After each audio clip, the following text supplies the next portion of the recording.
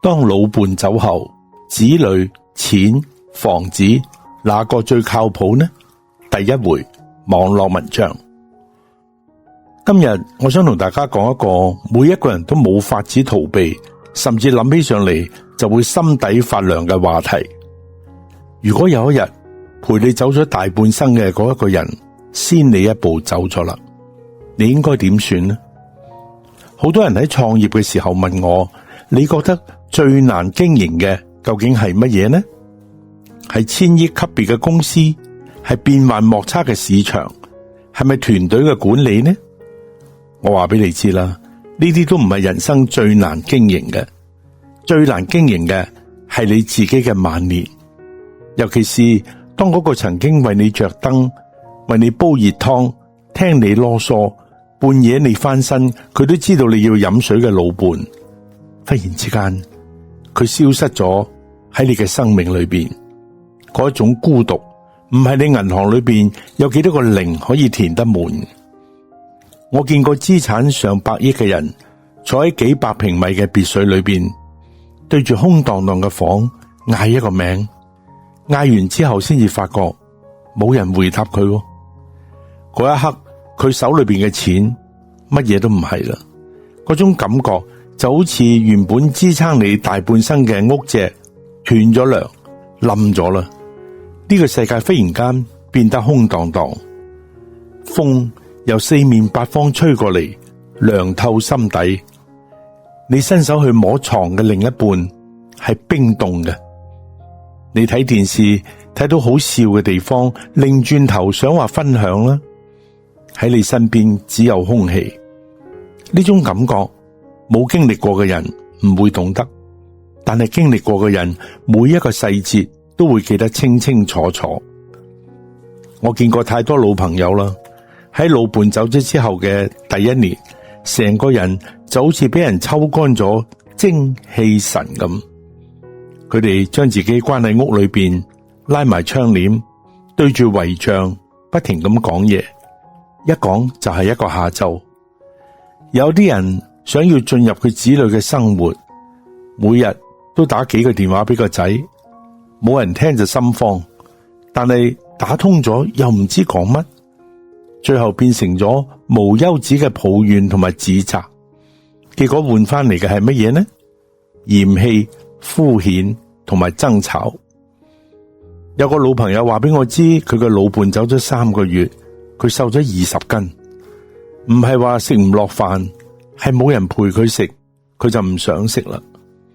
佢個女幫佢買咗外賣，佢望住嗰啲外賣盒，一啖都食唔落，因為外賣冇屋企廚房嗰啲煙火氣，冇嗰個熟悉嘅人囉嗦你，血壓高啊，唔好食咁鹹啊。仲有一位大姐，老伴走咗之後，佢每一日都去跳廣場舞，好似好快樂。直至有一日，佢突然之間踎低，大聲喊。人哋問佢做乜嘢啊？佢話頭先嗰首歌係我個老伴生前最喜歡哼嘅調子。你睇，悲傷並唔係消失咗，係匿埋咗，匿埋喺每一個不經意嘅瞬間，隨時準備刺你一刀。但係今日我唔係嚟為大家製造焦慮，亦都唔係煽情嘅。我想話俾大家知，老伴走咗唔係生命嘅終點，係你人生最後一場最重要嘅資源重組。點解叫做資源重組呢？因為在此之前，你嘅情感、資源、生活、資源、時間有一半甚至一大半係配置喺你老伴身上。而家呢個對象消失咗啦，成個系統出現咗巨大嘅缺口。如果唔重新配置，呢個系統就會崩潰。好多人活咗一輩子都唔明白，總係覺得老伴係唯一嘅依靠，冇咗佢個天就會冧。其實喺商業邏輯裏邊，呢啲叫做單一供貨商風險。當呢個最重要嘅支柱唔喺度啦，如果你唔懂得主動去尋找、去配置新嘅依靠呢，你嘅晚年就會陷入一片混亂。就好似一間公司最大嘅客戶忽然間倒閉咗，如果你在此之前冇拓展新嘅客戶，冇建立多元化嘅收入渠道嘅，呢間公司就危險啦。人生都一樣，人老咗，老伴唔喺度啦，你要收起你嘅眼淚，保持冷靜嘅頭腦。呢啲並唔係冷酷，係對自己生命最後尊嚴嘅負責。你要主動去依靠以下呢4個人，咁並唔係為咗要討好邊一個，巴結邊個，係為咗讓你自己嘅餘生仍然能夠過得似模似樣，可以抬起頭，有質量咁走埋最後嘅呢一段路。我要講嘅第一個人係你嗰個懂事而且有邊界感嘅孩子。請注意，我係加咗2個修飾詞，懂事同埋有邊界感。呢2個詞缺一不可，而且順序不能夠顛倒。喺好多人嘅觀念裏邊，養兒防老係天經地義，老伴唔喺度啦，理所當然要搬去同個仔住，或者叫個女日日嚟陪我啦。但係我話俾你知啦，呢一種道德綁架式嘅依靠，往往就係晚年悲劇嘅開始。點解？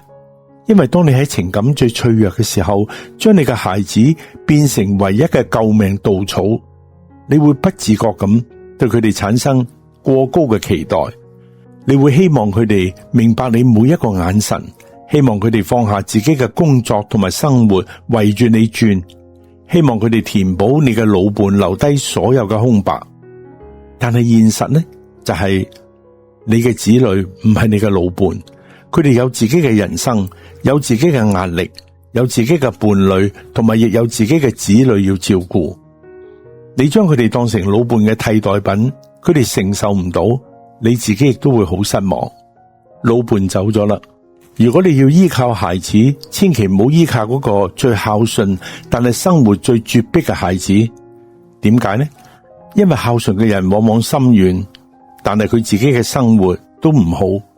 你去到會令佢更加焦慮，佢會因為照顧唔好你而自責，你亦都會因為拖累佢而感到內疚。2個人就一齊會跌入去情緒嘅黑洞。你亦都唔好依靠嗰個最有錢但係最冷漠嘅孩子。有錢而冷漠嘅人，佢可能會為你請最好嘅保姆，俾你住最大嘅房間，但係佢唔會俾你一個真心嘅擁抱，唔會喺你想講說話嘅時候放低佢嘅手機。你要揾嘅係嗰個喺性格上同你最吻合，懂得尊重你，生活空間有邊界感嘅孩子。乜嘢叫做有邊界感呢？呢個概念好重要。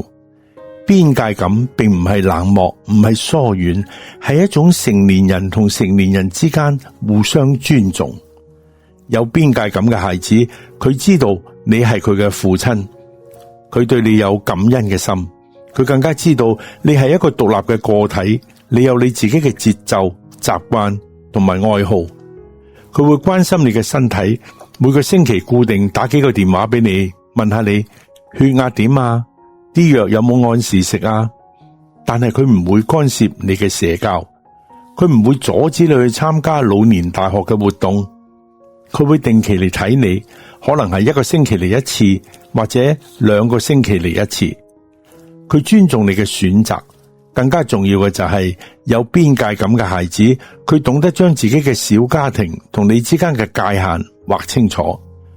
佢唔會喺你面前抱怨自己嘅配偶，唔會將家庭嘅矛盾帶到你嘅身邊，令你擔心，亦都唔會允許佢嘅配偶對你不尊重。佢就好似一座橋樑，連接住你同佢嘅小家庭。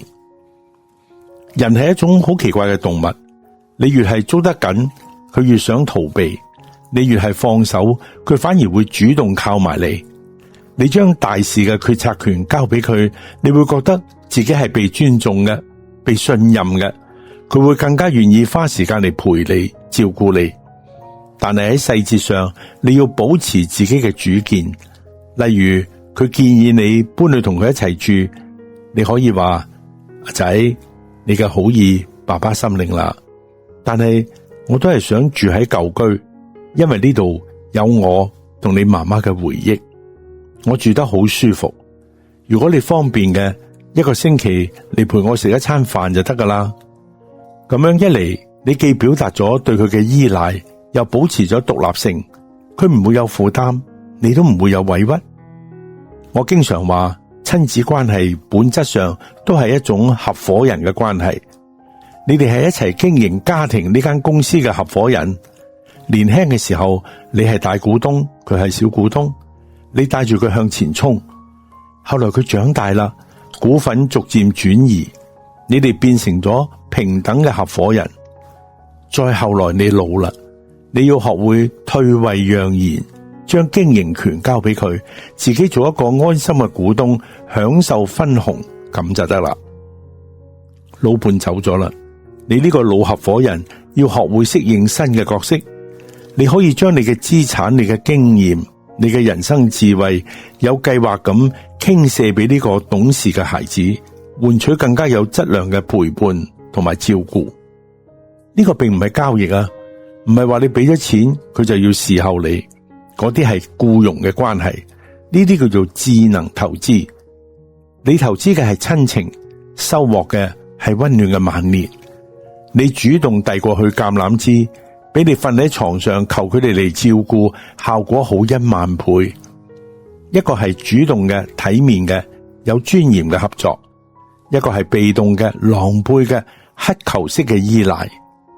呢兩種心態帶嚟嘅生活質量天差地別。如果你身邊冇咁樣嘅孩子，或者佢哋都喺國外，又或者佢哋係有邊界感嘅，但係實在太遠啦，又點算呢？唔好心急，因為仲有3個人可以依賴。下次講俾你聽啊！